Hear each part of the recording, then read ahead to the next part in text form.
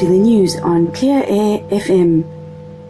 The cost for the government's proposed National Digital ID scheme is currently estimated by insiders at between £400 million and £1 billion for first stage rollout, with annual running costs of £10 to £100 million.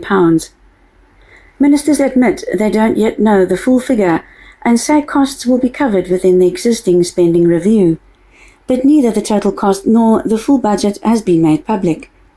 The previous attempt to introduce ID cards under Tony Blair estimated costs climbed to billions over a decade. The government says it's developing physical alternatives for people without smartphones, so even if you don't use the tech, you'll still be logged into the National Digital ID network. The plan means everyone, phone or not, will be traceable under the same system. The UK government has laid the Railways Bill before Parliament, launching the creation of Great British Railways, a new publicly owned company that will bring together train services and infrastructure under one roof. The company is designed to simplify fares and ticketing, strengthen the passenger watchdog, and make one organisation accountable for the performance of the rail network. In what seems like actual progress, thousands of homeless people will now be able to open bank accounts through a pilot involving Shelter and 5 major high street lenders. Not having an address continues to be a major factor blocking anyone homeless from gaining employment. The move is part of the new financial inclusion strategy and also supports victims of domestic abuse to repair damaged credit records, gives families with no savings a chance to build up funds, and expands money skills teaching in schools.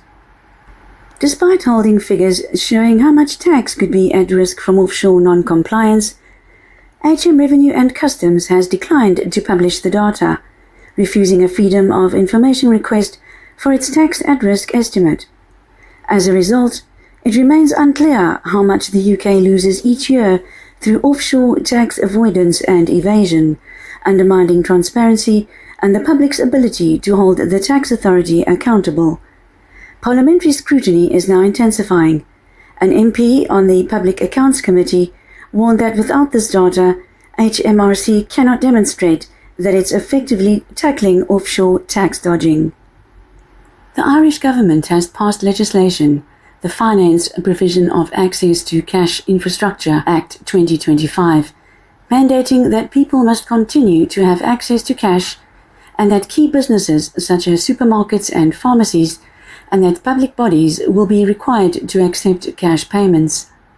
The move comes as cash usage declines and digital payments surge, but it ensures that no one is forced into a fully cashless system, protecting those who prefer or depend on physical money without digital tracking.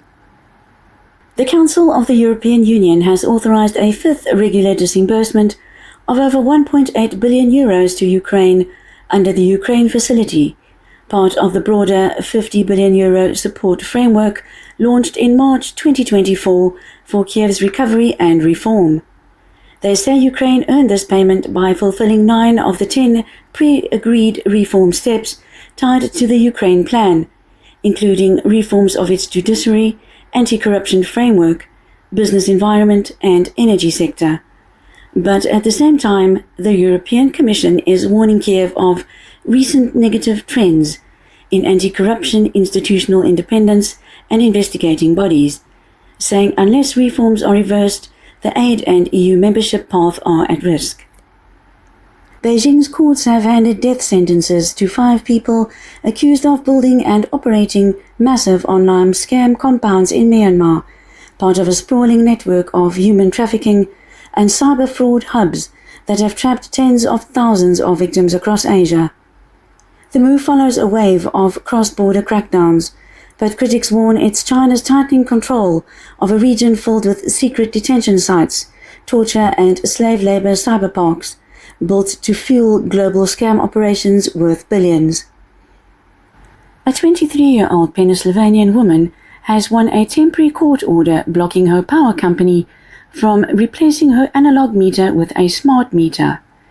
She argued the wireless device caused health issues and violated her disability rights, marking a temporary victory for residents opposing mandatory smart meters. Thank you for tuning in to Clear Air FM News. I'm Janita, keeping you informed with today's top stories.